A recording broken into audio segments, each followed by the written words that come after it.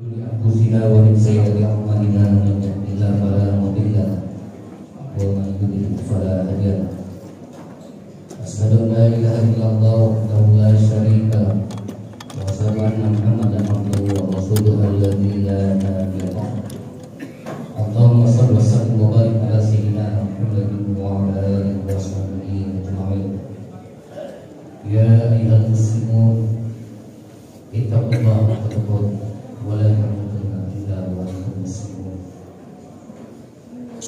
وقال الله تعالى في القرآن العظيم أعوذ بالله من الشيطان الرجيم بسم الله الرحمن الرحيم ولو أن أهل القرى آمنوا واتقوا لفتحنا عليهم بركات من السماء والأرض ولكن كذبوا فأخذناهم بما كانوا يكسبون صدق الله العظيم. Masyarakat muslimin rahimakumullah, bersyukur kita kepada Allah. Allah telah memberikan kepada kita nikmat sehat pada hari ini, sehingga kita diberikan keringanan langkah menjalankan tugas kita sebagai makhluk ciptaan Allah. Mudah-mudahan apa yang kita lakukan hari ini merupakan salah satu rasa syukur kita kepada Allah Subhanahu wa Ta'ala. Dan mudah-mudahan pula dengan rasa syukur kita kepada Allah, Allah berikan balasan yang terbaik ketika hidup di dunia, dan Allah berikan balasan yang terbaik ketika kita tinggalkan dunia. Tidak lupa salawat dan salam kehadirat kita Nabi besar Muhammad sallallahu alaihi wasallam. Kita perbanyak salawat kepada Rasul ketika hidup. Mudah-mudahan dengan seringnya kita membacakan salawat kepada Rasulullah, jadi kemudian nanti kita termasuk hamba yang mendapatkan salawat. Sebagai khotib, tidak lupa berwasiat untuk diri sendiri dan kepada kaum muslimin rahimahumullah, mari kita meningkatkan keimanan dan ketakwaan kita kepada Allah dalam artian menjalankan semua perintah Allah dan Rasulnya, dan meninggalkan semua apa yang dilarang oleh Allah dan Rasul. Kaum muslimin rahimahumullah, Islam adalah merupakan ajaran atau agama yang melarang untuk tidak ada perbudakan. Dalam artian Islam telah mengajarkan supaya menghapus penjajahan. Tidak lama lagi, lebih kurang 6 hari lagi, kita akan memperingati hari kemerdekaan yang ke-78. Di dalam pembukaan Undang-Undang Dasar 1945 di alinea ketiga, atas berkat rahmat Allah yang Maha Kuasa dan didorong oleh keinginan luhur supaya berkehidupan yang bebas, maka rakyat Indonesia menyatakan dengan kemerdekaan. Itulah sebuah salah satu di alinea pembukaan Undang-Undang Dasar 1945, bahwa kemerdekaan itu tidak lain adalah merupakan atas berkat rahmat Allah Subhanahu wa Ta'ala. Kalau kita kembali, seperti apa konsep Islam sebenarnya atas perbudakan atau atas penjajahan? Kita di bulan puasa melanggar, misalnya bagi yang sudah berkeluarga akan mendapatkan tawaran puasa berturut-turut, diantaranya adalah bebaskan budak.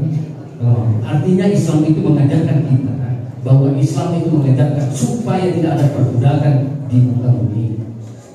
Bagi orang yang melanggar sumpah juga, tawarannya salah satu diantaranya bebaskan budak.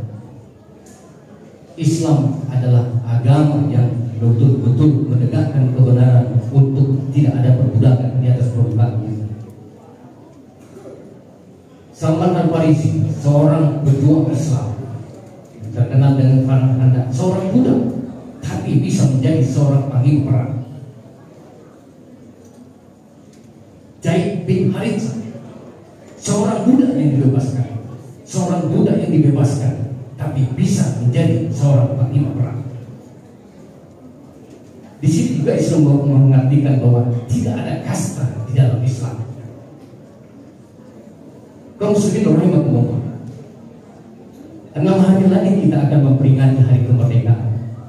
Apa yang harus kita lakukan? Yang pertama, bersyukur kepada Allah, karena memang kemerdekaan itu adalah merupakan rahmat Allah.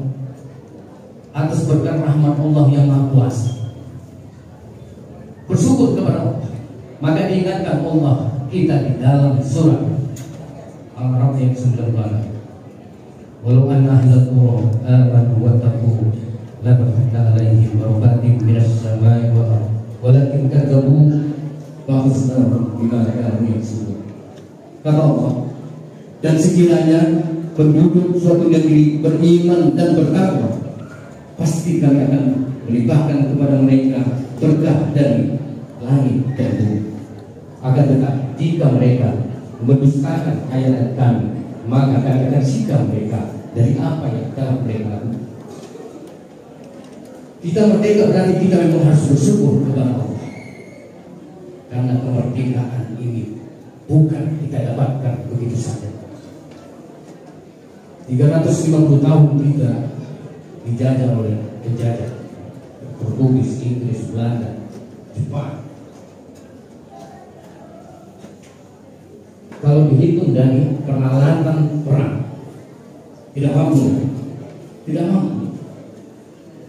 mampu perlengkapan perang kita untuk melawan penjajah. Tapi karena memang berkat dari Allah Subhanahu wa Ta'ala, kita bisa merdeka. Semua apa yang kita dapatkan adalah merupakan rahmat dari Allah, maka kita harus bersyukur kepada Allah. Yang pertama yang kita lakukan, bersyukur kepada Allah. Masing-masing mungkin kita punya tradisi di wilayah masing-masing. Ada orang yang bersyukur atas kemerdekaan dia dengan membacakan surat Yasin ramai-ramai. Ada yang dia yang bersyukur dengan dia melaksanakan sedekah kalau di instansi. Ada orang yang bersyukur itu melakukan ibadah yang lain. Banyak yang dilakukan dengan bentuk-bentuk untuk bersyukur atas kemerdekaan. Pantaskah harus kita memang harus kita lakukan? Karena atas rahmat Allah ini kita harus bersyukur. Silahkan saja seperti apa kita harus bersyukur. Bisa kita bersyukur kepada Allah dalam bentuk ibadah bagus. Kenapa tidak? Artinya kita menyadari bahwa semuanya itu, kemerdekaan itu adalah merupakan berkah dari Allah Subhanahu wa Ta'ala. Cukupkah kita bersyukur kepada Allah? Kita memang harus berterima kasih kepada para pejuang, kepada pejuang kita yang telah mendahului kita, pejuang baik yang sudah meninggal maupun masih hidup. Kita berterima kasih. Banyak pejuang-pejuang kita yang taruhannya harta nyawa, meninggalkan keluarga. Contoh saja Sultan kita, Sultan Mahmud Badarudin, diasingkan oleh Belanda, meninggalkan sang keluarga ke Ternate, bahkan sampai meninggalnya di sana karena kekejaman sok penjajah Belanda. Banyak pejuang-pejuang kita, banyak pejuang kita yang korban ketika di pertempuran 5 hari 5 malam di Palembang. Berkorban harta mereka, berkorban nyawa mereka. Maka kita harus berterima kasih kepada para pejuang-pejuang kita yang masih hidup atau sudah meninggal. Kata hadis Rasulullah, "Malam yazkurun nas, malam yazkurullah." Barang siapa yang tidak berterima kasih kepada orang yang sudah berbuat baik, pada dasarnya tidak berterima kasih kepada Allah. Maka kalau kita tidak berterima kasih kepada pendahulu kita, artinya kita tidak berterima kasih kepada Allah. Tidak berterima kasih kepada Allah. Yang paling mudah kita, Allahumma ighfir lahu, itu doa kita bagi para pejuang-pejuang kita yang sudah meninggal. Tidak bermodal, kita harus berdoa. Mudah-mudahan para pejuang kita ditempatkan Allah di tempat yang terbaik karena perjuangan mereka. Mudah-mudahan para pejuang kita yang sudah meninggal, tewas ketika pertempuran, mudah-mudahan Allah jadikan matinya mati syahid yang tidak lain surga balasan. Kita harus berterima kasih. Kalau kita mampu berterima kasih dengan rasa syukur kita, berterima kasih kepada pejuang kita dengan kita melakukan ibadah, dengan beribadah, bersedekah juga bagus. Berbuat untuk syukuran, bersyukur kepada Allah, kita berterima kasih kepada pejuang. Selain kita berterima kasih kepada Allah, berterima kasih kepada Tuhan, apa yang harus kita lakukan? Kita harus berbuat yang terbaik, menghargai dari apa yang telah dilakukan para pejuang-pejuang kita. Pemerintah telah memberikan perintah untuk tiap-tiap rumah menempelkan bendera di depan rumah dari tanggal 1 sampai tanggal akhir Agustus. Itu sebagai wujud salah satu untuk kita menghargai dan menghormati para leluhur perjuangan para pahlawan ini. Harga bendera tidak mahal. Katakanlah harga 25.000 dibanding dengan harta yang harus dikeluarkan para pejuang ini. Bendera kita tancapkan itu salah satu sudah bagian bahwa kita telah menghargai dan menghormati perjuangan para pejuang. Dulu para pejuang kita jangankan menancapkan bendera, menyimpan bendera saja di rumah. Kalau tertangkap oleh penjajah, hukumannya tidak tanggung. Karena kita TNI juga melakukan itu di daerah konflik yang ingin merdeka. Dilarang masyarakat menyimpan bendera yang tidak merah putih. Kita tentara dilarang. Di Aceh misalnya, dia mendirikan bendera yang bukan bendera kita. Kita larang. Di Riau misalnya, dia mendirikan benderanya bendera orang. Kita marah. Nah, saat ini kita yang memang tidak dilarang untuk mendirikan bendera, kenapa tidak harus kita lakukan? Kecil perjuangan ini dibanding para perjuangan kita, para pendahulu kita dulu kecil. Kaum muslimin rahimakumullah. Maka mari kita berbuat yang terbaik. Kita mulai dari rumah kita yang terkecil saja. Kita didik keluarga kita, anfusakum wa ahlikum nar. Yang senantiasa dia adalah menjadi keluarga kita, keluarga yang tidak melupakan sejarah perjuangan. Jangan sekali-sekali melupakan sejarah. Kita mulai dari keluarga kita. Kita mulai di lingkungan dengan kita berkeluarga, bertetangga. Bagaimana kita menciptakan tetangga yang kondusif.